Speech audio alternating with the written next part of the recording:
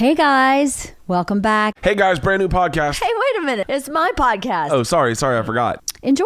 People are loving your episode. They are? Oh my God, yeah. People are just like, this is one of the best episodes ever. Really? Yes, it does not surprise me at all because your story is so cinematic. It could be a movie. I don't know about that. And it's not like this tragedy because you have done so much work and you've changed so much, and so there's a positive outcome to it, and it's a great example of if you put the work in and you really seek getting better, right, it can happen. It is about hard work. Yeah. It's about work. It's not about hoping that it will change or some magic formula. I was thinking about this yesterday. I was doing a podcast with two young ladies yesterday that are negative talk to themselves a lot. Mm-hmm. And I was like, that just closes all your receptors down, right? When you start going, no, no, no, no, no, then the universe hears no, no, no, no, no. And then they go, oh, well, then she doesn't want that. No. Right. But it takes a lot of work, a lot of practice to kind of reverse that innate part of who you are sometimes, or what you have been forced to become. Yes, yeah. to survive. To survive, yeah. Yeah, because to be, hopeful and vulnerable, if the environment you were raised in that wasn't safe to do that, that little part of you, that little kid retreats, but that it never dies. That part in you, it's like an ember. It may, just slowly kind of diminish, but I believe it never ever goes out. And to me, pardon the analogy, but human connection is like oxygen for that little ember. I agree. I was just talking with somebody last night, and we were talking about self-advocacy, sticking up for yourself, setting boundaries and stuff like that. And what I discovered, because I really struggled with intimacy, both the platonic and romantic. And what I discovered in my support groups, they stressed self-care, self-advocacy. And what I discovered is I began setting boundaries with people, for instance, cutting toxic people out of my life, mm-hmm. or having difficult conversations with people, saying, we've been talking for 45 minutes and you talked for 44 minutes. And I feel like an audience member and I care about you. But if we are to continue having a relationship, I have to be honest with you. Totally. Which was a great boundary to set. I felt empowered by it. And as I began doing these things, I began to feel more empowered. Mm-hmm. And the stronger I felt, the easier it was to become vulnerable. Yes. And when I became vulnerable, then it's like my heart opened up and I began to experience platonic intimacy with people in my support groups. And now I'm in a relationship and I'm experiencing romantic intimacy. And I didn't think that I was capable of it. Not that I didn't ever have intimacy in my marriage with my ex, but it's, I don't know, we kind of grew apart. Right. And I also did some damage to the relationship. So what do you mean you did some damage? Like were you keeping her at arm's length because you weren't safe to be vulnerable? And then that as well as I had been unfaithful early in the relationship. Okay, yeah, that's I hard. had harmed the trust in it. And we just kind of hit a fork in the road, and we're friends today, and we still have love for each other. I mean, we're in each other's wills, right. And, so but I feel like I have to own that part of me, because I don't want to portray myself as, I was just the victim of all these things. Right. I have to own the sick behavior that I had. That ownership, I think, is really key for people or was for me. I don't know if I said this on your podcast or not, but I did say this recently on mine. I remember coming to a certain age and going, okay, everything that happens from now on is my fault. So if I sleep with the wrong guy, if I lie to someone's face, if I steal something, that's a choice I am making eyes wide open as an adult. Now, if I did those things before today, I can blame mama all I want. But starting today, I own myself, good, bad, and ugly. And I remember having that conscious thought and then thinking, if that's your path, then you can't blame her anymore. And it doesn't excuse what happened or how I was treated or not treated, or it doesn't excuse anything in the past. It's just an ownership of your responsibility of your actions starting today. And even I was not perfect. I made mistakes and went, ooh, I shouldn't have done that. Right. But then you can kind of fix it a little better, because I think for me, it separated it from trauma. And it just made it that I'm just making a mistake. Right. And if I'm like you, or a person who had no trauma, and they make the same mistake, then why is mine so bad? Isn't mine the same as that person? Aren't we all human? It kind of gave me permission to figure things out in a different way, instead of being tethered to that. Right. Well, the reason I act like this is because my mom was a jerk, and the reason I'm not in love is because my mom was a jerk. Super easy to do that. Really lazy to do that. Yeah, it's like if you were feeling physically bad, and then you found out that you had, cancer, and the cause of it was that you were exposed to asbestos. Yes, it's great to know the cause, asbestos, but now that you know you have cancer, it's your responsibility to get chemo, get radiation, see the doctor, take care of yourself. Yes, absolutely. Et cetera. But I find a lot of people have a hard time doing that. Moving out of the past, living in the present, not even living in the future, but living right now and being okay with who you are right this minute. It's, I think, one of the hardest things in the world. It is. Especially if you still allow toxic people in your life. Right, because boy, doesn't that get your brain just all wrapped in. It does. It triggers all of that stuff, and it feels so real. And it feels in some ways comfortable because it's familiar. Absolutely. Right? Where you go, I know what this is. Yeah.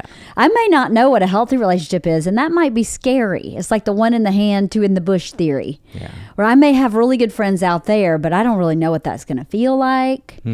I don't really know how to make that happen. I know a lot of people email me and go, how did you make so many great friends? Because I have really great friends. All of my people on my podcast are my friends, like legit friends. I see them outside of here. We do stuff together all the time.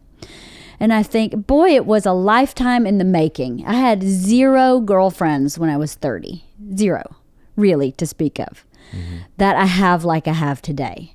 I have, well, that's not entirely true. I shouldn't say that. I had a handful, but I wasn't, like you said, super intimate with them like I am today in a platonic way. Right. And it's, we're in such an immediate society, too, where I think people think, I want it now, and don't understand.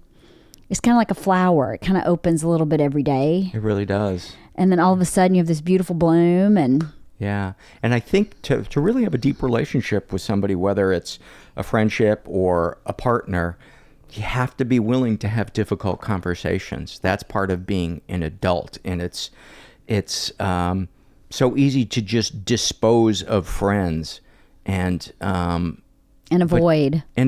But you don't grow if you don't have those difficult conversations, and you lose out on growing that tool of learning diplomacy, of how to word things, to have a difficult conversation, to tell those friends that I felt like an audience member in our friendship. I thought, well, what would it feel like if this information was coming to me? How would it be the most digestible? And I thought, well, I would want that person to remind me that they care about me or that they love me. And I would prefer that they don't attack my character, rather just let me know what it is that's happening and how they feel about it. Exactly. And I think for me, when I have difficult conversations with Bert, I've talked about this in the past too. When we first got together, I had a really hard time arguing because I wasn't allowed to argue with my parents. I mean, wasn't allowed to argue with my mother, and I didn't have any siblings. So I didn't have any way of learning how to argue in a healthy way, because arguing is healthy. Not defamation of character, not name calling, but really saying, hey, I'm mad at you, and this is why. And even in that, saying the wrong thing sometimes, you learn from that as a child especially. I didn't really have that experience. So when Bert and I first got really serious, I would just full-blown shut down entirely, like you're talking about, because I had no practice at all in advocating for myself, or in just a conflict being okay. My mom had an argument, she got divorced. She's on her 6th divorce now. So if they had an argument, it was just, I'm done, I'm out. That narcissism as a disorder, they can't handle that. Yeah. If you don't agree with me, I'm leaving. It is a threat to my survival for her. So... And the children of narcissists, black and white thinking 100% is like one of the things that's left in their past. It is. And we tend to view there's an amazing article by a guy named Dr. Alan Rappaport, and it's called Co-Narcissism. And it's about the dynamics of being raised by a narcissist and the effects it has on that child. And some of the things are... black and white thinking. You tend to believe that the world views you the way that sick parent viewed you. There's often addiction in there. How interesting. I'll have to read this depression, article. anxiety,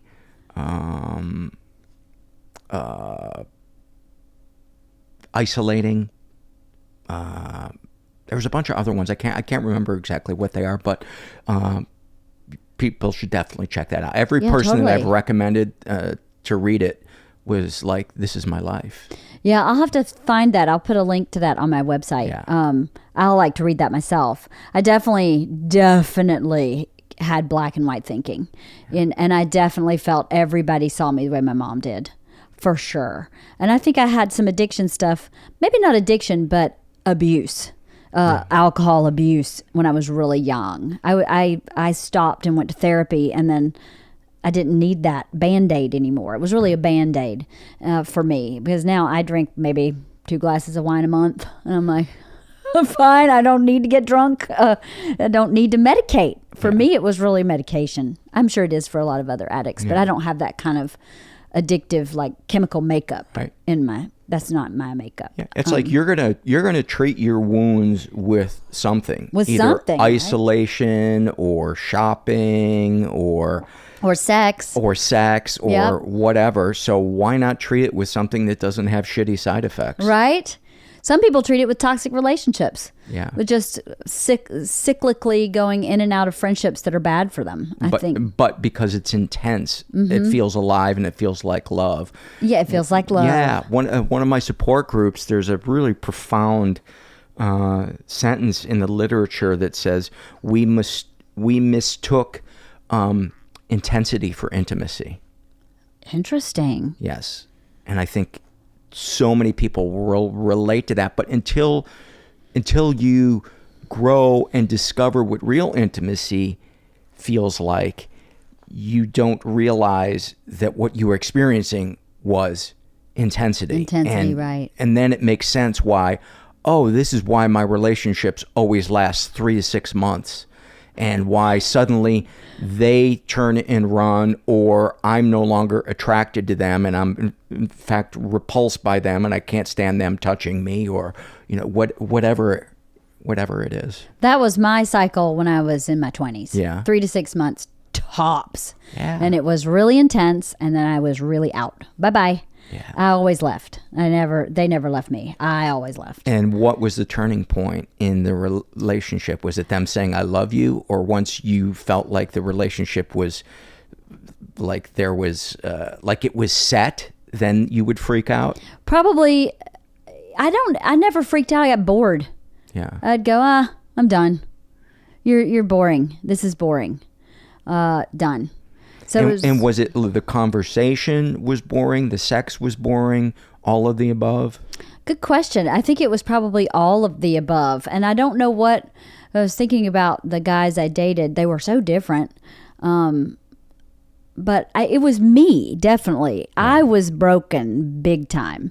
And I know some of these guys were just the sweetest, still to this day, the sweetest, loveliest, well-intentioned, want to get married, sweetest guys. And I just was, I was just a little bit of a monster, I think, at that time. I was trying to medicate.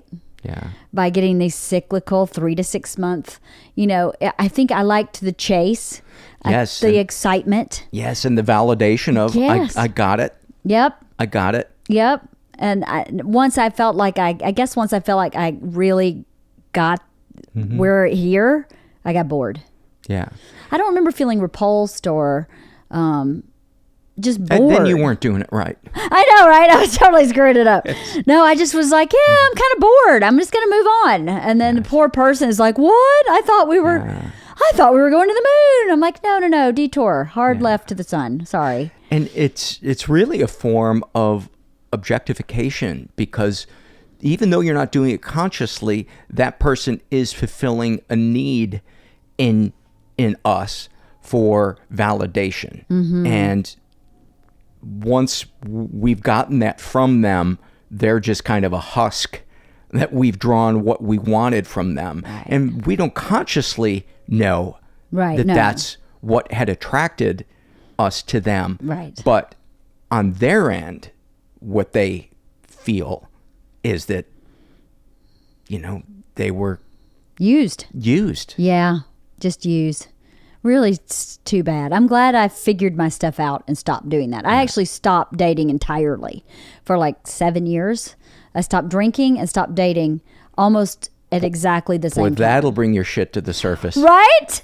And I started therapy all at the same time. I was like, I think this may be really destructive behavior, and I think I may need to get some help. I don't think there's anybody in my family that can help me. So I think I may need to actually get some professional help. So that's what I did. I went to therapy. There's so few people like you. Seriously, they've been through what you've been through, and I'm not just blowing smoke, to have given up those two things and focused on therapy. I mean, that's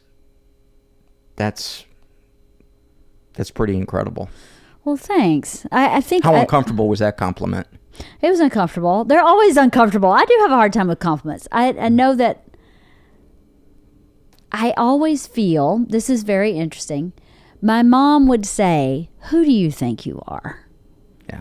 That's what happens when I get a compliment, is I hear her going, who do you think you are? And I have to struggle and fight and go, I don't know. I don't think I'm anybody. I just really like my podcast. And I like talking to people. And I know quietly to myself, I do know how much I've accomplished. I do know that my life was a complete overhaul. I do know how hard I worked to get from there to here. It was really hard. But I do have a hard time being complimented about it. Yes. Because I go, there's part of me that wants to normalize it and go, but anybody can do that. Right. But I don't know that anybody could have done what I did. I say this all the time. If I had had a sibling, I think they would have been dead. I think they would have been an addict to the point that they wouldn't have made it to this point.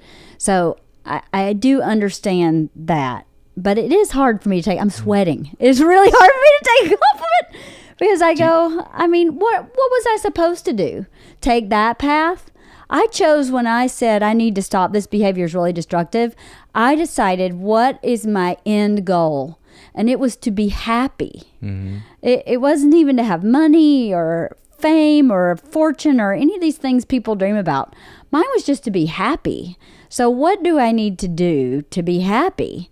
And that was my focus with therapy, was how do I get happy? Because I'm really unhappy.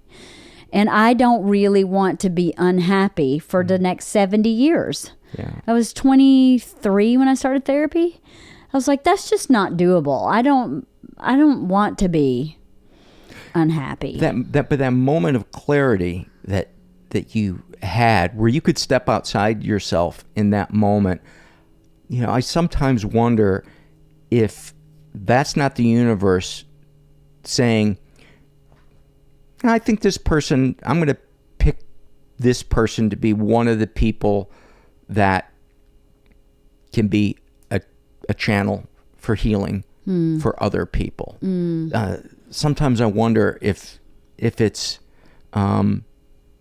Just divine, Yeah. you know, not like I'm anything special, but that's just, you know, the universe chooses you. You know, you're going to be a great race car driver. Right. You're going to be this. You're going to be an amazing baker. Right. Etc. And sometimes I just feel like something larger than me, I'm not a religious person, but just stepped in and said, this is going to be your thing. Your work. Your work. Yeah. And because the things that you and I have been through have killed many people. For sure.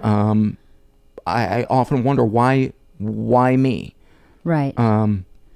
Well, you've helped so many people with your podcast. I mean, you've so many people. I do an intro before, so I would talk more about who you are before. But Paul has a podcast called The Mental Illness Happy Hour that's helped so many people, because you talk with your guests about depression, anxiety, abuse, sexual abuse, so many different topics that are really raw. And it's amazing when people hear that they're not alone. I think that is so healing to go, oh, I'm just not alone. And how many people have listened to your podcast, and how many people have grown from listening to you. I think you're right. I think you were tapped on the shoulder, like, this is your calling. I feel like that because I will often look at people in my support groups who worked harder than I do at things, and all of a sudden something takes them out, or maybe they overdose or something, and I just wonder why me, and I don't spend too much time thinking about it, because why is not the work. Why might be a hobby. Right. You're right. You know, at the end of the day, why doesn't matter. Why doesn't really matter. No, it doesn't matter. That's why what you do with the did my cards. mother have this mental illness that caused her to treat me? Why? Right. Well, I know why, but why did that guy do that to her to make her have this? Well, I don't know why that. I mean, you spend all day on why. Right. But here's a why. Why did you start your podcast? Was there a reason? I wanted people to know that they're not alone. I'd gone off my meds, despite my psychiatrist urging me not to, and wanted to kill myself, and didn't realize that it was the depression, and came not to the point where I was planning suicide, but where I was really thinking about suicide a lot, and just didn't want to be alive. And then I suddenly realized, oh my God, because I felt great for like 4 months after I was off the med. So I thought, I'm free and clear. I'm going to be okay. And when I realized it was the depression coming back, I thought, fuck, I believe that mental illness is a real thing. I've been in therapy for a decade. I see a psychiatrist. I go to support groups. And I got fucking fooled by it. Right. Somebody needs to talk about this in a way that isn't academic or kind of, crystals and new agey. Yeah. And it's a way that's kind of accessible and raw. Yeah. And where you can laugh at dark shit one moment and then the next minute you're crying about something. And so I thought that might be I just felt like it was something that was needed. I think you're right. Yeah. I think it is something that was needed. Very much so. It's, I feel like especially in the more rural parts of our country, mental illness is really looked down on. It really is. I mean, it is really especially in the religious closeted. community. Oh, yeah. Terribly. Yeah. And that's really a shame, because a lot of mental illness is, well, all of it's treatable, I think, for the most part. But the shame is what keeps it present. You know what I mean? Like, if you're ashamed because you have chemical depression, then that keeps you in this cycle of depression. So true. You're trapped. You are trapped. The shame is horrible. Yeah, it is a prison of our own making.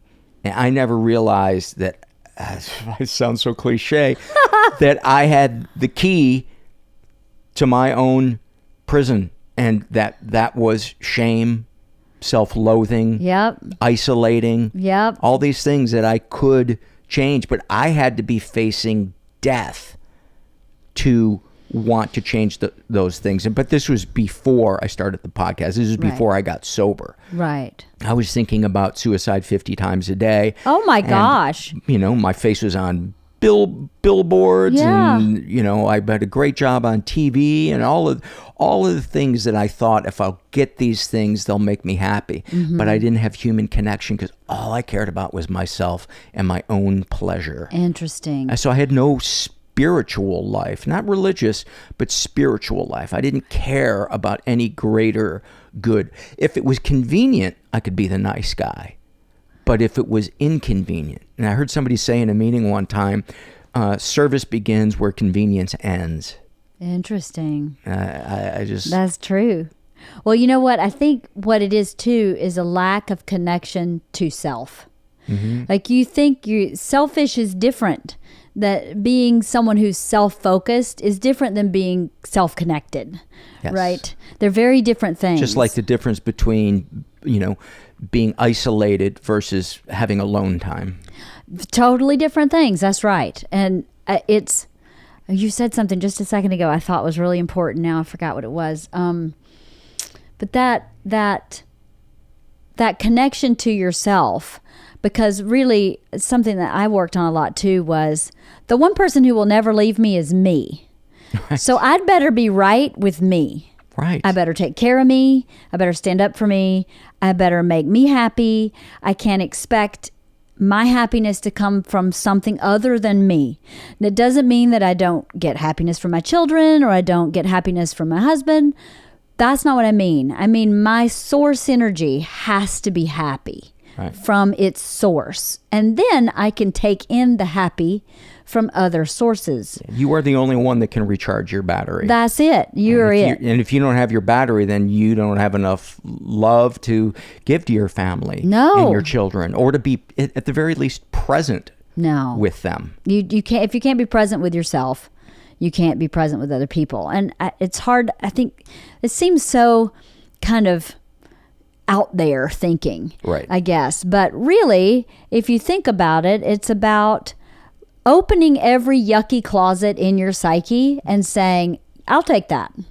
I got it. Let's talk about it. You know? Yes, let's talk about it. Let's talk about it. Let's cry about it. Yes. Let's punch a fucking wall about it. Yes, let's get it out in the open. No secrets. Yes. For yourself. Yes. You don't have to tell other people your secrets, but we keep secrets from ourselves. You know, Yes. we say, oh, you know, my mom and I got in a fight when I was like 20 something, and I pushed her. I pushed her down. And I was really ashamed of that behavior. And I didn't want to talk about that behavior because it makes me look bad that I couldn't control myself in my early 20s. I pushed my mother down. It's pretty bad.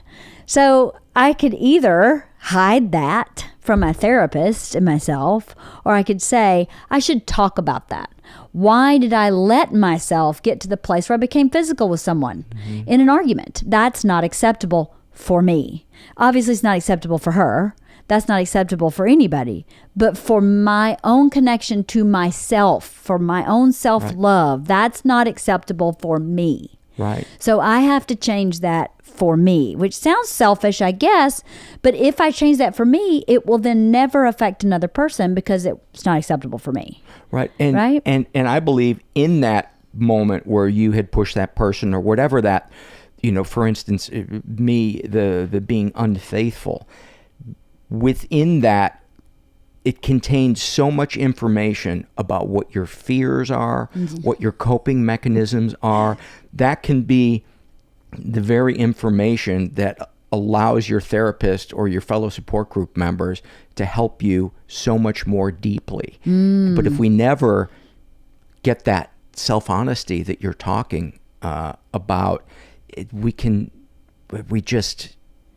can't have the rest. You can't have the rest. You can't have the rest. And you have to walk through the possibility of looking bad in front of other people's eyes. But to me, that's a form of vulnerability. Oh, it absolutely is a form of vulnerability because you are opening yourself up for rejection. For rejection. And judgment. Yes. And isolation, if you look at it a certain way. Say, I can't hang out with you. For a person to say to you, I'm not hanging out with you because I don't like that, what you just did. But I guess I grew into a place where I went, then we're not supposed to be together. Mm-hmm. And I'm cool with that. This is who I am. If you can't hang out with me because of all my spiders and all my skeletons, then we're just not meant to hang out. And I'm cool with that. Right. Because there's a difference between that person saying it because you refuse to own that part of yourself and you don't want to work on that part of yourself. Right. And you say that it's not a big deal. Mm-hmm. That's different. But for you opening up and saying, I'm ashamed of this part of myself and it's really hard for me to talk about, to me, that is the ultimate in vulnerability. And you are also, the plus side is you are opening up the possibility for somebody to love you unconditionally, right. Which is the payoff. That is the of payoff. Vulnerability. Yes, and it is. Walking through all of that. Yes. That icky stuff. Because really, how can someone love you unconditionally if they haven't seen all your spiders and skeletons? They can't. There's condition. You've set a condition. My condition is you can't see this section over here. Bert and I, at first date, that would never end. He would not let me leave our first date. It went on forever. And at the end of the date, he was like, can I see you again? I said, yes, but let me tell you something. I am a heavy girl. I got a lot of luggage. I have a lot of luggage. So if we're going to date, I need you to know I come with luggage. I'm not like Pollyanna. And he goes, okay, I'm interested in seeing what that luggage looks like. I was like, oh, okay. I've never dated anybody like you before. And then I got to a certain point in our relationship where I was like, this is too scary. I can't show you any more luggage. No more luggage. Because he was like, I got your luggage. I got your luggage. He kept saying, I got it. I got it. I got it. And at a certain point I was like, there's no freaking way you really have this. I don't trust this. This has never happened before. Something is definitely fishy here. I'm definitely withdrawing my luggage. And he sat down with me one day and he goes, I am telling you, I have it. I want all of it. I'll take every bit of it. And I just kind of fell apart a little bit. I fell apart actually a lot. I had an anxiety attack about it. I was like, I don't know if I can do this. This is just way too scary to have somebody really see all my luggage and say yes. I said that to my girlfriend. Gotcha. I was like, what did you do in front of him when he said that? Bawling. I was bawling my head off. I didn't know what my thoughts and feelings were. I was just terrified. Did you feel close to him in that moment? I did feel close to him. And I felt my head believed him. My experiential body, your central nervous system, yes, was like, oh yeah, warning, danger. He's definitely going to pull this out from you. I mean, my mom would go, I love you so much. You're the best. You're dead to me. I'm not speaking to you for a year and a half. I love you so much. You're the best. You're dead to me again. Yeah. So I was like, there's definitely red flag here. There's no way this is real. And then I talked to my girlfriend about how I was feeling. And she went, oh, honey, you're done. Just stick a fork in you. You're totally done. He is exactly what he's telling you he is. Yes, he's a pain in the ass. Yes, he's a 9-year-old in a 30-something-year-old's body. Yes, all these things. But he sees all that shit. He's telling you the truth. So you just need to calm down. Just stop. Let's go see Finding Nemo and you'll feel much better. And that's what we did. And I came out of the movie. I was like, oh, I do feel much better. Okay, now I think I can move forward. Okay, I can do it now. It was crazy because I did really freak out when I figured out that I may have found someone who loves me, warts and all. So aside from your therapist, it was maybe the first person other than your girlfriends that you'd been vulnerable with. I was more vulnerable with him than I was with my girlfriends. Yeah. Because you said on the podcast, you've always, there's been a kind of a wall between you and women because you didn't trust them. No trust of women. And this friend of mine, she's our maid of honor in our wedding, was really close to her, but not in the same way I was close to Bert. But I was close enough to her to be able to say, I think I'm coming dismantled. Yeah. Can you help me? And I think she probably knew all my skeletons and spiders too.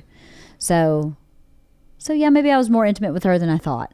Yeah. And I was willing to see. So it's really scary too when you get into that new territory. I think as a 40-something-year-old, it's a lot easier. But, your 20s, or at least for me, my 20s were about mistakes and learning. And like a colt on wobbly legs, because my childhood was this one thing that I wasn't willing to repeat. So then I started my 20s as like a wobbly-legged colt, figuring out how this works and when do I nurse on mom and when do I leave, eat the grass by myself, and how does this work? And then my 30s, I kind of started growing into my own a bit. And now in my 40s, some of the things that I was so difficult in my 20s are effortless. I think that's something too, young people have a hard time trusting. That eventually, after practicing all these good thought patterns and behaviors, that they become second nature. Yeah, because there's a delay, like a really long delay between doing the work and sitting in the pain and feeling the benefits of it. It's not immediate. No, it's a slow burn. And it takes some amount of faith or desperation. That's why I think desperation can be such a gift. It's what we do when we're in that desperate place. And I don't know, is that a divine moment that we decide to face the monster and walk towards it, right, instead of descending into madness or addiction or suicide or whatever? I don't know what gives us that moment of grace. Right. Is it something inherent in us? Is it I don't know. But it doesn't matter. What matters is turning around and looking into the jaws of the monster and saying, you are not going to kill me, but running from you is going to. That is a great statement. You're not going to kill me, but running away will. Because it will. You'll die a slow, painful death and wake up one day alone and lonely and with nothing, I think. I think that was the path I was going down. Was definitely I was going to end up alone and lonely and with nothing. Yeah. And that desperation is a great word because I think I had become desperate by the time I was 23. I was desperate for happiness. Or here's another one is you're going to die wealthy, but your life will be filled with shallow relationships. And there will be an emptiness in you that you can't put your finger on. And I think that is so rife in our society. It's an epidemic. Yeah, and it is. I don't know if I shared this story with you or not, but there was a woman who wanted to meet Mother Teresa because she wanted to work with her. And she camped outside of the hotel where Mother Teresa was staying when she was visiting in the United States. And one day she saw her coming out of the lobby and she ran up to her and said, I want to come work with you in Calcutta. I want to work with the poor. And Mother Teresa said to her, what do you do here in the United States? And she said, I work for a theater company. It's a stupid job. And Mother Teresa said, no, it's not. In India, we have a food famine. Stay here in America because here there's a spiritual famine. Oh, yeah. There is a spiritual famine. I talk about this a lot too, but this neighborhood we live in is a community. And it's not like any other neighborhood I've lived in outside of my small hometown in Bowden, Georgia. 1,600 people in the whole town. This little neighborhood that we somehow ended up in just by accident replicates that community. That's rare for LA too. It's almost, I don't know that it exists anywhere else in LA. It's the most bizarre thing. When we trick or treat here, we know everybody on the streets, where kids run around free because they're going to run into somebody they know. I know all of my neighbors on this street and the street next one over. And, and all of our neighbors know each other. I mean, you can't go anywhere without running into 3 or 4 people that you really know. Not just recognize, but actually, hey, how's your mom? I heard your mom's sick. Hope she's good. You know, like that kind of stuff. I think that's missing from society because couldn't agree more. That interweaving of lives is so nourishing. Yeah. It's really nourishing. And it's, I believe it's genetic in us because for the first 9,000 right. years of man being alive, we lived in a village. We were tribal. Right. 100%. I think that the internet has made us more isolated. I think my grandparents' day, everybody went to church on Wednesday night and on Friday night and Sunday morning and Sunday night. So that's 4 times a week. Every single week you saw your whole community. And whether Did it have to be a church? I know, right? I'm not religious either. But my point is there was a propriety. Everybody went. Nobody stayed home. Whether you wanted to be there or not, it's just what you did. And then, but how much community is involved in that? Just showing up en masse together 4 days a week, whether you agree with what the preacher's saying or not. Right. There's just so much community in that. Yeah. As a society today, what opportunities do we have? Even, I was talking to the girls about Dallas, the TV show. I was like, you'll never, ever experience anything like Who Shot JR. Right.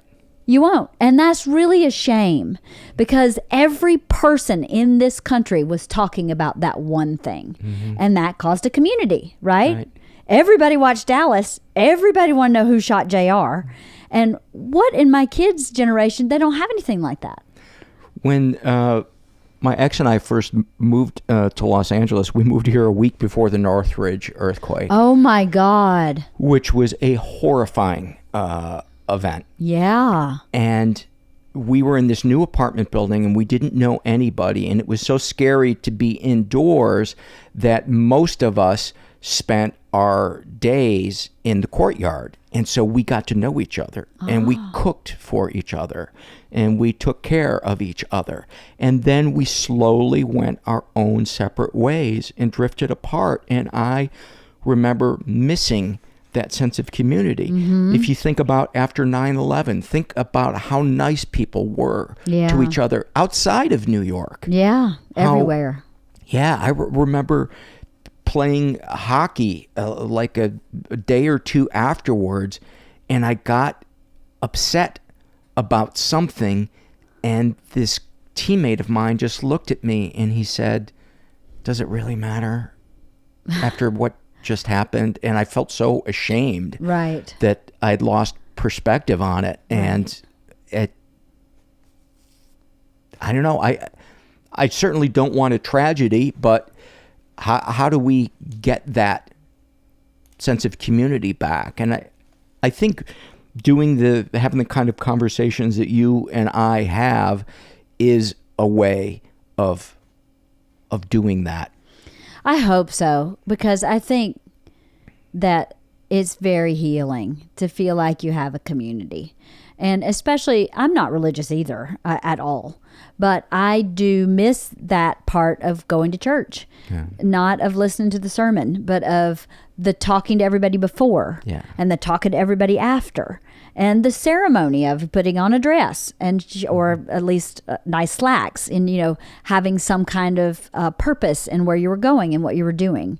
And I don't know how you create that again. Our little community elementary school does that. We have a huge fundraiser every year where they build a big fair, and it's all volunteer driven. 8,000 people go to that fair, and that is one of the ways that I inserted myself in this community, because I volunteered over and over again, and I found it to be so healing, and so. Did you have fears going into volunteering? No, not really. So there wasn't like social anxiety? No, I don't have any of that. Yeah. No, That's pretty amazing. I mean, given what you went through in your childhood, that you would just throw yourself, into that. That probably speaks to all the work that you did. I definitely didn't have a problem. The problem, I did have problems in that job. I always felt like I was screwing it up. I didn't feel like people wouldn't like me or I wouldn't make friends, but I definitely felt like everything I did, I was screwing up. That was the thing I had to fight against always. Did I send that email? I don't think I sent that email. Let me go check and see if I said, I shouldn't have put that word in that email, like that kind of stuff. Or, who do you think you are to know how to build this fair? Who do you think you are to show up with a tool belt and think you're something special? I know you built a house from the ground up with your daddy, but who do you think you are? You really think you know what you're doing? That was what I was fighting. Wow. Not about being accepted. It's funny, all throughout that time with my mom, I always, when I was living in the gay community, I didn't have friends. There were no kids to be friends with. But as soon as we moved out, I always had friends. I just didn't think, I thought they pitied me. I didn't understand they really liked me. It's so common. Isn't that crazy? It's so common. I just thought they felt sorry for me. Yeah. And then it was reinforced. Like this one girl that lived across the street, Becky, I spent every day when I got off the bus and went to her house and stayed at her house until I had to go home. And they built a new house and were moving. And her dad called, they had 4 kids. Becky was my best friend, the oldest of 4. And her dad called me and said, I need to talk to you by yourself. I was like, oh God, I'm definitely in trouble. And he said, so we built this new house and we built you a room. So we'd like to adopt you. And I just wanted to ask if that was okay before I talked to your parents. And I was so ashamed. I was so embarrassed because I thought the jig is up. He knows how shitty it is across the street. That he actually wants to. I was so embarrassed. That's so funny because I would have thought that your reaction would have been breaking down with tears of joy that someone loves me. No, my dad always loved me. And I was moving in with my dad when I was 13. I was probably 11 when he asked me to move. So I just was tick-tock waiting to get to 13. So I had somewhere to go. If I hadn't had my dad, I might have had that reaction. But my first reaction was shame. I was so ashamed. And I thought... And did you go live with them for the 2 years? No, I didn't. Yeah. Because I felt ashamed and I felt that I would be a burden. I felt that I would be too much trouble. And constantly, the mom and dad were like, if only our kids were as well behaved as you, Leanne, because they were just a bunch of wild Indians running around crazy all the time. And I was so scared to act like that. And I was so aware of behaving well because I didn't ever want to not be welcome at their house because their house was amazing. Yeah. But I kind of created their house in my adulthood too, which I think is fascinating. My house in my life is very similar to those couple years that I lived across the street from them.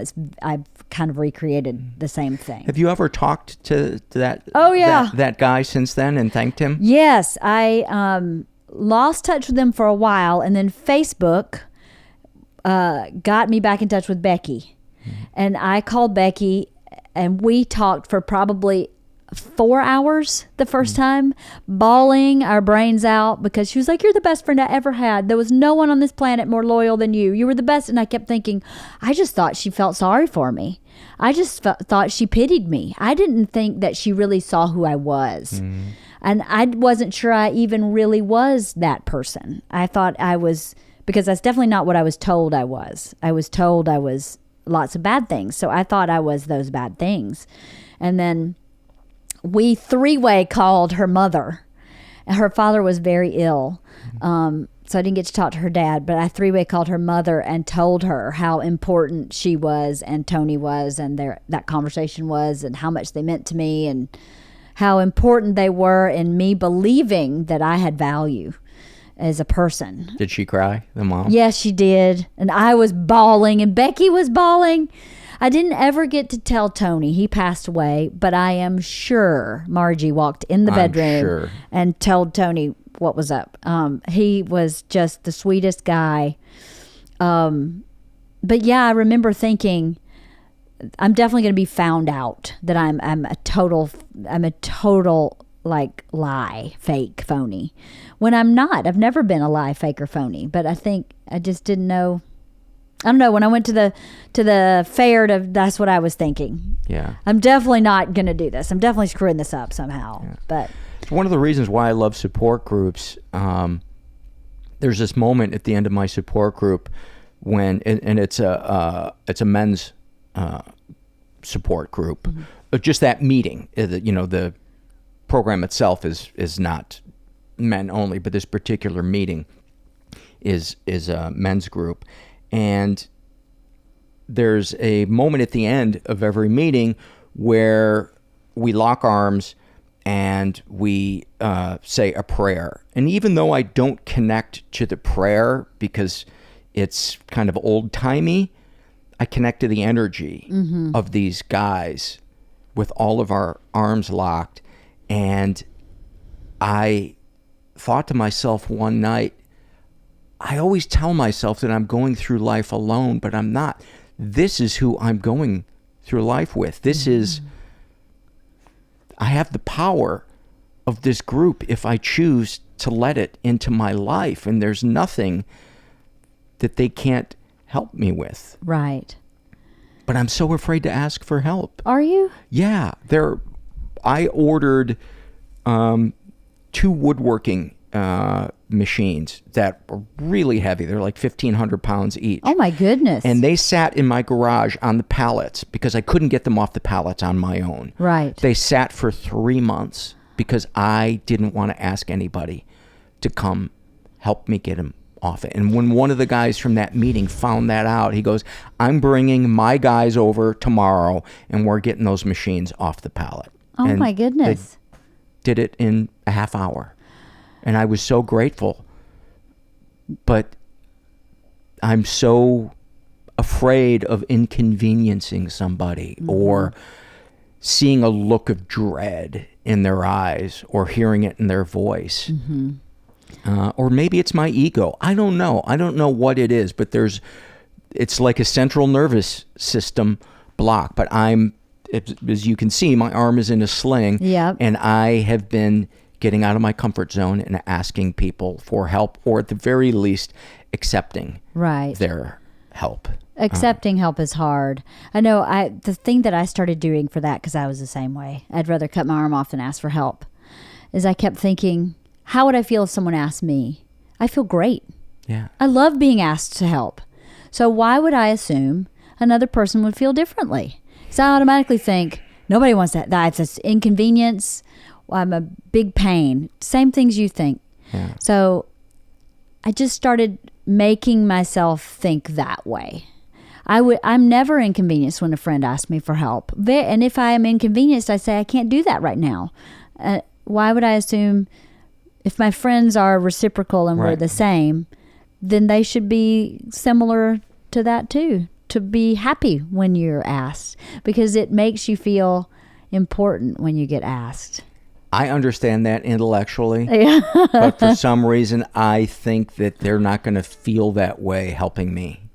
Isn't that interesting? It's another layer of intimacy, yeah. I think, to say, I need you.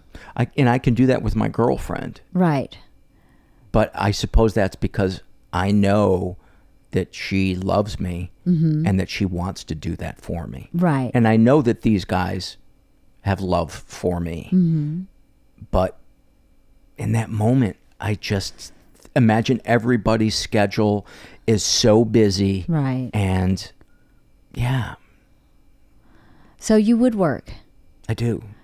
What do you woodwork? What do you do? I make furniture, cutting boards. I like to make end tables and coffee tables. I'm a big fan of mid-century modern stuff. Okay. And so that's the kind of stuff I like to do. And I'm also a big fan of Japanese stuff, especially Japanese lamps. And so I like to build mid-century modern end tables with Japanese lamp embedded into them. So they kind of glow.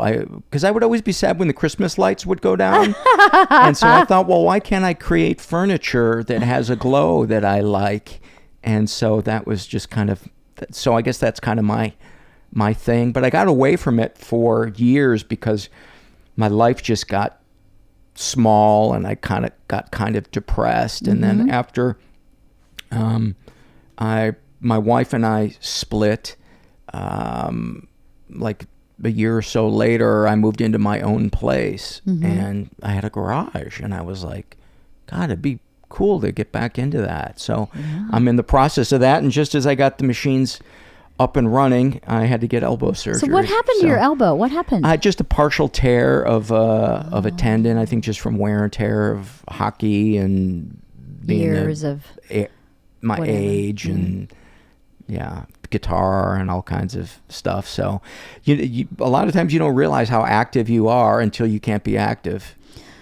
Yeah, I bet that would be true. I guess so. I've been on crutches before, and I thought, wow, I haven't sat down this long probably since I was maybe 1 year old. It is true. I guess you don't realize how active you are till you are forced to be inactive.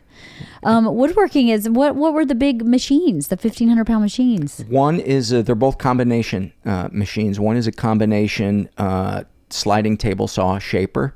Nice. And the other one is a combination joiner planer. Nice. Because I had separate machines, but I wanted to have more floor space. Oh, okay. So I decided to get these. And I'd always kind of lusted after these machines. They're really, really precise. And for a woodworker, the more precise the tool, the easier the job is. And the more pleasurable they are to use. When you, like, one of the greatest feelings in woodworking is when you go to fit the two pieces of wood together And they match. and it's just perfect. it's And the best. everything's square. Yeah. And then the other thing is when you put the oil on the wood when the project's done and all the grain comes popping out. But that accuracy is such a satisfying thing. And if your tools aren't accurate, you're just pushing a rock uphill. It's true, isn't it? If with woodworking, especially with woodworking, I think you have to be so precise. You do. I built my chicken coop, which I'm really You proud did? of. I did. I built my chicken coop. I was really proud of that. It's pretty simple. No shaper, no joiner for me, but Wow, those are amazing. at one point I was like, I could really use a couple of better tools. I'm kind of Well, like, my shop is open if you ever care to come by. well, Have you thank ever used a joiner or planer? Or I've used a table saw? planer. I don't think I've used a joiner. My grandfather built furniture. So my grandfather had a whole shop, band saws and big, Oh, and I bet he had those big Belt old sanders cast and iron they were beautiful. things from probably the 30s and Yes, 40s.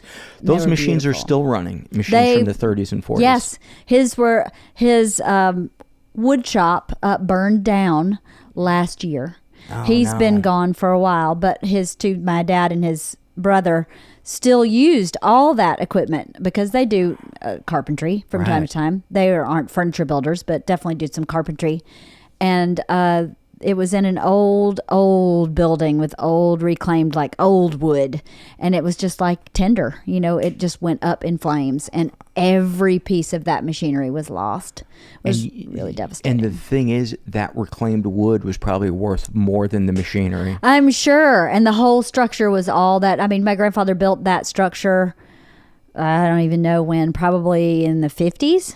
Wow. So not 1800 wood, but still pretty old wood. And it was all weathered and it was old growth wood, Yes, which it was. you don't see too much anymore. That stuff is almost completely harvested now at this point, where the growth rings are really close together. Mm-hmm. That wood is so strong and so beautiful. It is. He built furniture, and he also had a sawmill. So he actually cut all the trees down and milled them himself. That is like the sexiest thing in the world is watching a log get opened up for the first time and you are the first person to see the grain of that thing, because each log is so unique. Each wood has its own strengths and weaknesses. And a couple of pieces of furniture that I built in my house were from the tree that was in the front yard of our old house. And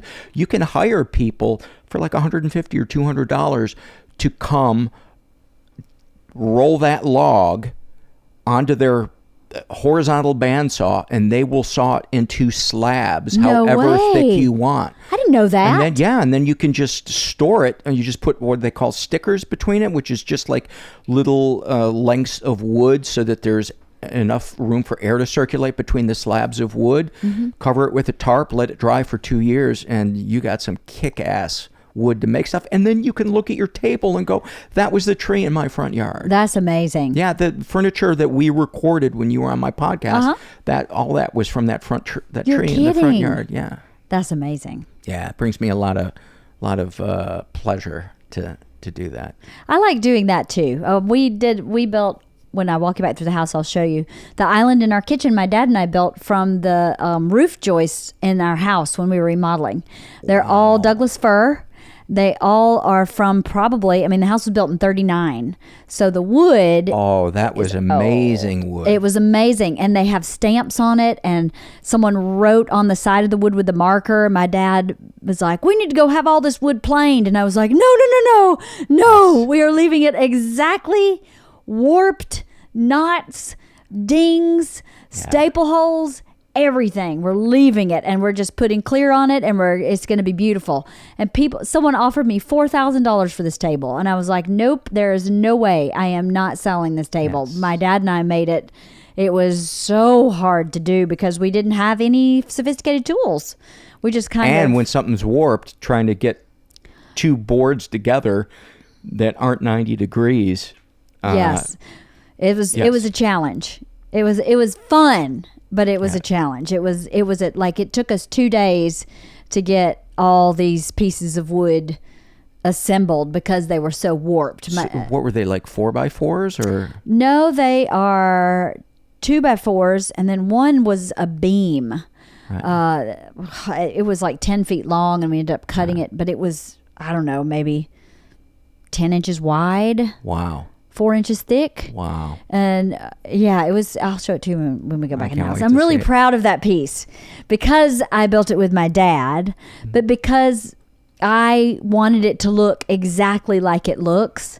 And my dad just couldn't, he just was like, I think this is going to be the ugliest table I've ever built in my life. I was like, trust me, it's going to be amazing. Isn't that great when you picture something in your mind and then you figure out a way to make that happen? That's one of the most satisfying things about woodworking to me is I'll picture what is it that I want to experience. And then I go, okay, then what would it look like? Right. And then based on what would it look like, how would I make that happen? Break it down. What would the joints look like? What would the proportions be?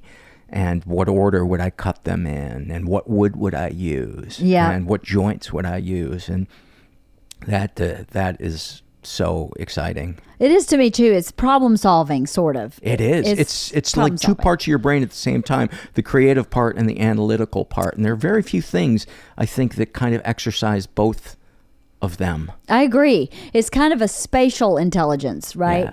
Yeah. To understand how things work in space and then the logic of putting things together. It's really, I love to woodwork. I am not patient. I think if I had the right tools, I would be more patient. Yeah. But I get very impatient and I go, I just slap it together. Let's just get it done because I don't have, I have a drill and a skill saw and a jigsaw, and that's about it. So. You can get a lot done with that. You sure can. Get a lot done with that. So now with the woodworking coming back, you had woodworking when you were younger? I took classes in high school, and I fell in love with it the first day, just the smell of the sawdust and everything.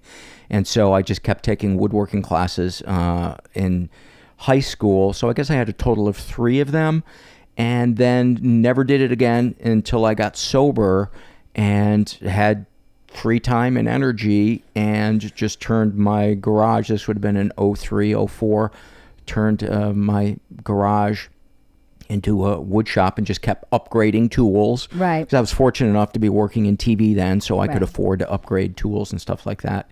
And just devoured whatever information I could find on TV and in magazines about how to do stuff, and just Right. kept getting better and better at it. And then when my marriage was kind of growing apart, I just kind of started to withdraw into myself, and I lost interest in a lot of my things. I lost interest in playing guitar and woodworking. And so I'm just now getting back into it.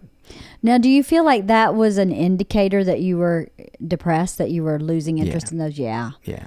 I think so. Yeah, I was just kind of shutting down because I didn't want to split up, and I didn't want to deal with all of the fears of what, we were together 28 years. Oh my God, that's a long time. Yeah, I mean, we didn't were realize it fucking was that kids long. when we met. We were 24. Wow. And just the thought of, I'd never lived alone, ever. Wow. Always had roommates. And I didn't know if I'd be able to financially survive on my own. Mm-hmm. I didn't know, if I would, I didn't know anything. How scary. I was terrified. Yeah. I was terrified. I would have been scared too. That makes sense. Yeah. To have never lived alone Yeah. would be really scary to be faced with how do I do this by Yes. myself? Yeah. Wow. It was terrifying, and like many things in life, I got through it, and it wasn't as bad as I thought it would be. Right. And there were many things have happened since then that are great, that I couldn't have predicted, and we get along great, and I see her a couple of times a week because we still share a dog, and we still care about each other. That's and great. I couldn't picture any of those things in that moment. Right. That would be hard to picture, I would It was imagine. hard, So what do you think has been the biggest gift you've received from doing your podcast? I think a sense of meaning and purpose.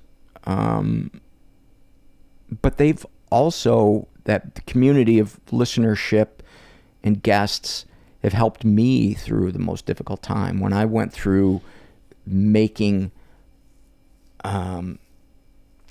dealing with the reality of what I experienced as a child from the things that my mom did to me, I had buried it for years.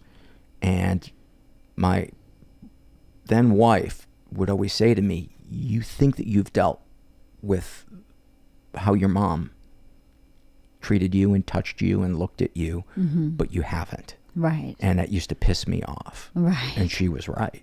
She was right. And it finally, just like lava, came up, I don't know, was it 6 years ago, 2012? And the sense of community, because I started talking about it on the podcast, and the moms in particular just circled the wagons, through Right. emails or meeting me for lunch or just being a shoulder to cry on, because I was like, in that moment, I was like that 7 or 8 year old boy was stepping out of the shadows, and I wanted a mommy. And it's just so, there was this moment that this mom sent me an email, and she said, because I'd gotten a bunch of emails from moms that said, I was going back and forth of, am I making too big of a deal? Right. These things that she did. And these moms were writing in and saying, I'm a mom. Fuck no, you are not making too big of a deal. Right. That is sick, what Right. she did. Right. And this one mom wrote in and said, I want to kick your mom in the cunt. And I don't want anybody to hurt my mom. I still have love for my mom. Yeah, I know yeah. she's a sick person, but that felt so good. That fierceness Yes. felt so good. And this was just a listener Yeah. who I'd never met in person. Right. And that's one of the things that I've gotten from it. So it's a real two-way street. And, Yeah. It's amazing to have someone stand up for you, even in that indirect way. Yeah. To have someone stand up for you, because my dad's the least confrontational person walking this planet. He never stood up for me with my mom. And no one really ever has. But I remember Bert one time going, fuck her, she's not coming back in this life. And I went, finally, finally somebody sees it and says that. Like, I can say that, but then I feel bad. Right. So I'm the daughter. I'm the one that's supposed to be, you know, forgiving and all this stuff. But when someone else observes and goes, oh, that's fucking wrong, then you just feel so cared for and validated. Yeah, because there's a part of your brain, I think, that wants that to be minimalized, wants it to be less, so that you don't have to reject your mom in a certain way. Yeah. I still love my mom too, and I hope to God she's happy with her life, but I don't have a relationship with her because I can't. I can't do it and maintain my own health and well-being. So, but there is a part of you that wishes somebody could just, I wish she could understand how I feel. And that wish will never come true. Yeah. Not ever. But so for someone else to understand it, it comes true a little bit. It's an amazing feeling. It is, right? Yeah. Where you just go, oh, thank you. I'm not crazy. I'm not bad. Not crazy. I'm not bad. That's right. Because I just would tell myself, you're so selfish. You're so bad. Me too. You know, you're a terrible son. Me too. Why can't you figure this out? Right. Bert, even before this breaking point with my mom, would say, there's got to be a way you can fix it. And I would, all the healthy part of me would go, nope, I have tried everything. But that little piece inside goes, but have you really tried everything? And you know, when stuff like that happens, when you were saying that about, when you started talking about this on the podcast, it's amazing as an adult to feel your child when they're hurt, right? Yeah. Because when we're children, or at least when I was a child, I didn't feel that stuff. I put it neatly aside. That's where numbness pays off. Yeah. You just get from A to B. I'm just going to play with my cat and I'm going to act like that didn't happen. Or I'm just going to go to my dad's and I'm going to eat a bunch of sugar and we'll call it even. Or I'm going to, you know, whatever your coping mechanism as a child. But to have a moment, I was reading a book about abuse. And I'd never used that word with myself. I never thought of myself as being abused. No one hit me. I mean, I got a spanking, but so did everybody else in the 70s. But what happened was abusive, right? So I remember reading this book. It's called Strong at the Broken Places. And it was describing parts of my life and saying this was abuse. Like, I was like, you just basically watched my childhood and wrote that chapter? Right. And at the end of it, it says abuse. And I don't like that. I don't want to associate with that word. Yeah. But the little girl in me showed up and was upset. I was crying. I was crying like every 3 pages in this book. I felt like a child. I felt out of control. Yeah. I felt dismantled. I felt untethered, uncomfortable. Yeah. But really, I was like, this is how I felt when I was a child, and I just put it on a shelf because I couldn't deal with it. I didn't have a safe place for it. Yeah. I know exactly the feeling you're talking about. Yeah. It's so healing, that feeling. If it you is, can but get it's so it. hard to get to that place.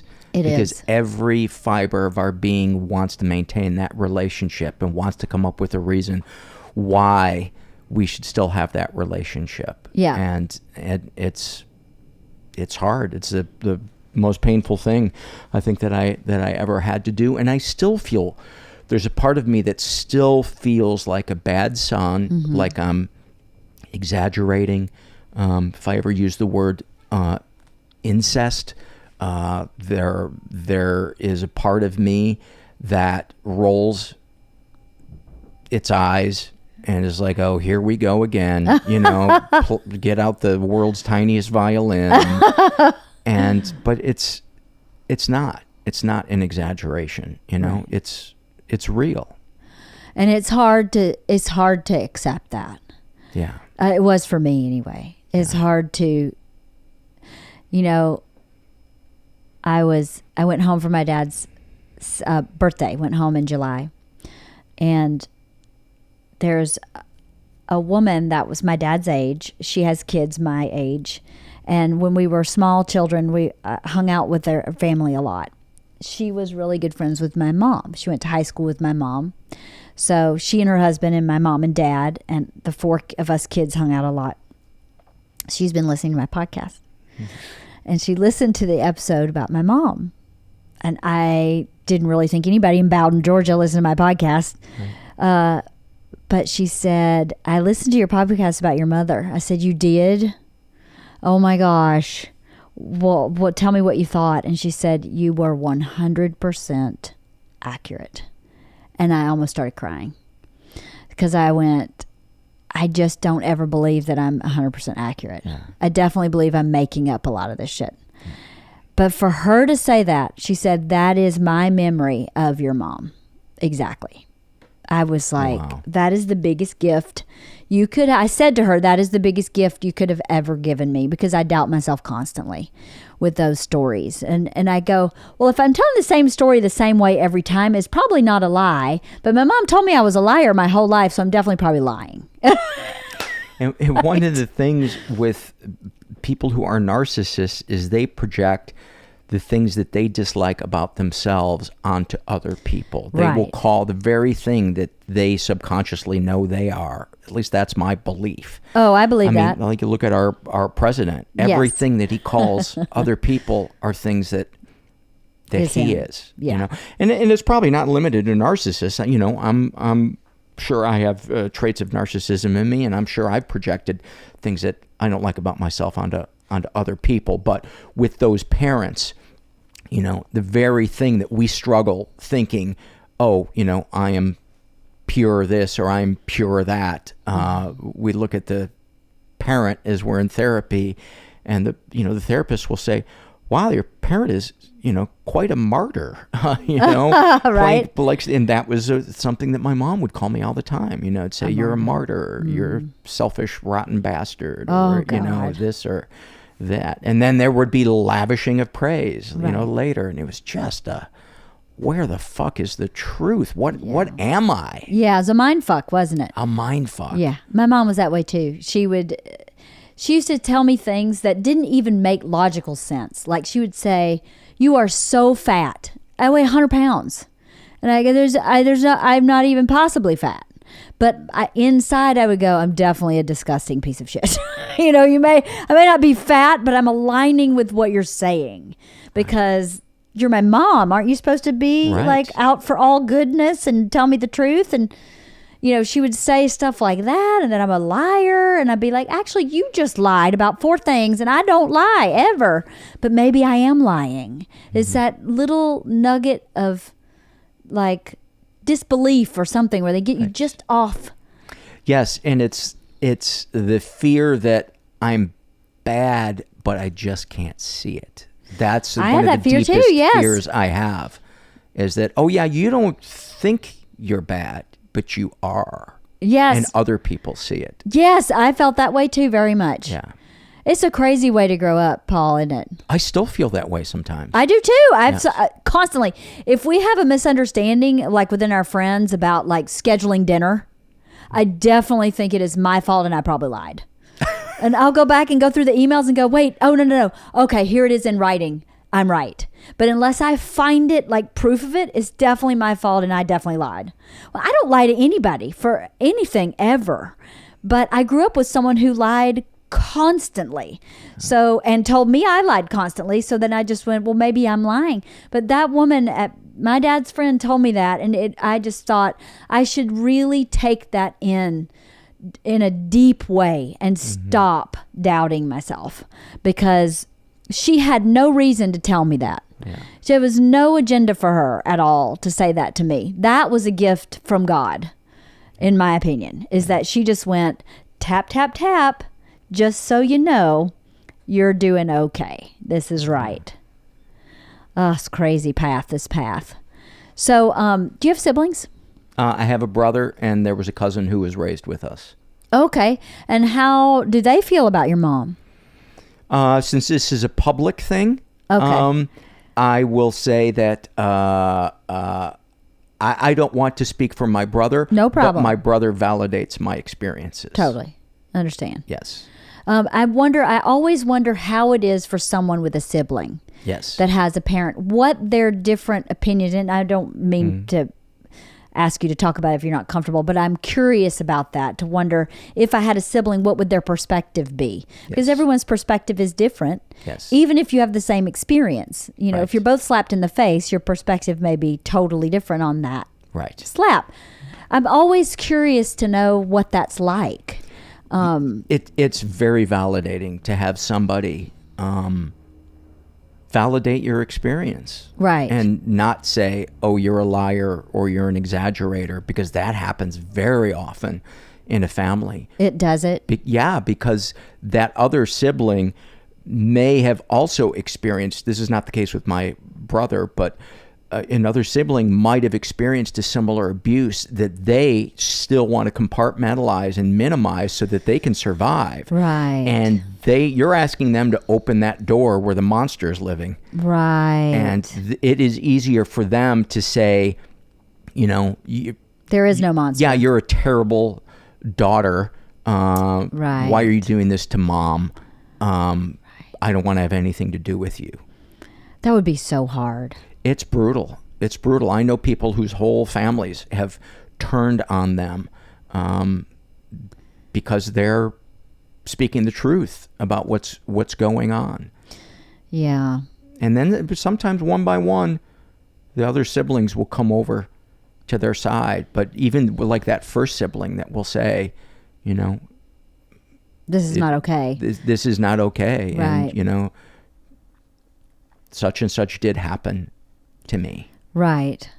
It's I think it's far easier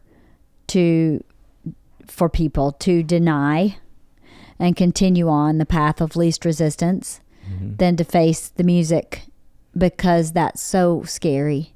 Yeah. Especially as a family dynamic, I guess it would be really scary, because families tend to be pretty fragile anyway, I find. Really fragile. And it's like you assume your roles and all of a sudden you're changing the play. Right? And people are upset when they don't know their lines. I guess so. I never thought about it, but yeah, I guess you're right. You change, because when you change yourself, you force everyone in your life Yeah. to change at least how they relate to you, if not who they are.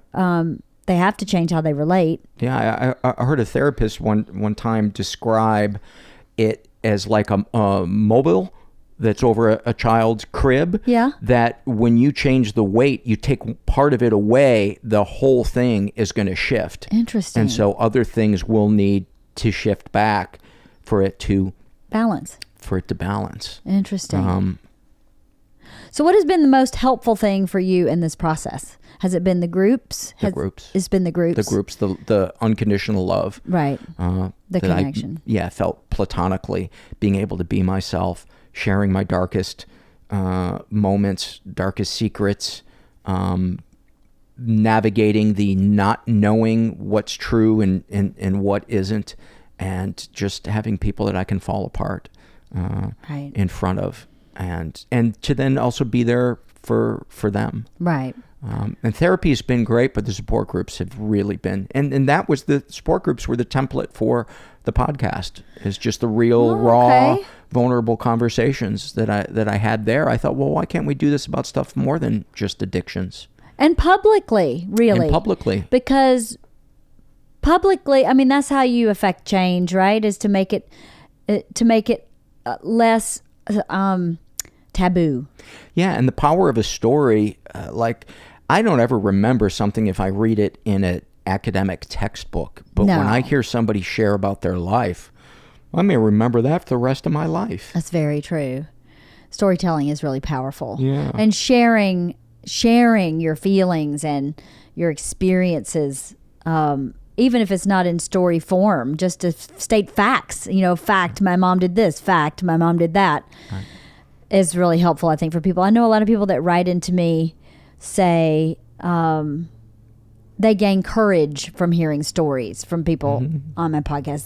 They then are brave enough to say, okay, I can maybe make a change. Or a lot of people that listen to my podcast are men saying, now I understand my wife better. Yeah. And now I can listen to her differently. And I think, oh my God. Instead of trying to fix her. Yes. Or not understanding her. And, you know, the dynamic of a personal relationship face to face is so different than being a voyeur, so to speak, and listening to these conversations. Because if you're in a relationship, having a conversation is complicated. Very complicated. Right? Yeah. Because you have your own agenda, whether you want to or not. It's Right. there. Consciously or not, you have an agenda. You're listening subjectively. You are, and you're processing through the filter of this relationship that you've had with this person. Whereas when you tune into your podcast, you just get to learn. Yes. You just get to like soak it up like a sponge. You don't have to filter it through your fears. That's right. Or your judgment even. Yeah. You just get to listen and accept. What a gift you've given the world. Ugh, you're making me uncomfortable. Well, welcome to the party. You made me uncomfortable too. But it is a gift. That's a gift, to have a forum for people to feel safe enough to say, I feel that way too. That's a real gift. All right, that's enough. But it is. It's kind of beautiful. Well, thanks for coming. I love chatting with you. I love chatting with you Got to too. get you over to the wood shop when I get my arm out of a sling. I would love that. Yeah, I think I you'd love love to it. woodwork. And Yeah. thank you so much for having me on your podcast. Yeah, it's a great I episode. learned so much from that conversation with you about myself. Yeah. Especially the aha moment I had with you and me. And I was like, wow, I came home and like cried and cried and cried after that podcast. That's another thing I think people should know too, is the crying never stops. So you may as well just get used to it, right? Yes. You're not going to cry it out and be done. Right. In my experience, that really doesn't happen. Right. The crying comes and goes for your whole life. Yeah, your soul needs to take a shit sometimes. You know? Your soul does need to take a shit. Our 14-year-old is saying to me lately, I don't want to watch that movie because it's going to make me cry. And I go, then that's the movie we're going to watch. Yeah. And you're going to cry because it's part of being a human And it's cleansing. being. It's yes, cleansing. it's cathartic. Yeah. It's healthy. It's healing. It's so positive. Yeah, not to be confused with I'm going to go hang out with that relative that berates me and makes me cry. No, exactly. That's- No. But to be okay with it when it comes. Yeah. To be okay to say, I'm uncomfortable with your compliment. Or I just watched Terms of Endearment for the 80th time and cried my head off again. It's That's such a okay. good movie. Amazing movie. They don't make them like that anymore. They do don't. James L. Brooks, genius. You know all who the- was supposed to play Jack Nicholson? Who? That role? Burt Reynolds. And he turned it down. What a dummy. Wow. One of the greatest characters. I think he also turned down One Flew Over the Cuckoo's Nest. He did. Yeah. Good for Jack Nicholson, right? Oh my God. Divine intervention. Divine intervention. Yeah. Well, thank you for your time. Thank you for all that Yes. you do for everybody. Right back at you. And please invite me to the woodworking shop. I would love that. I will. All right. Take care of your elbow. Thanks.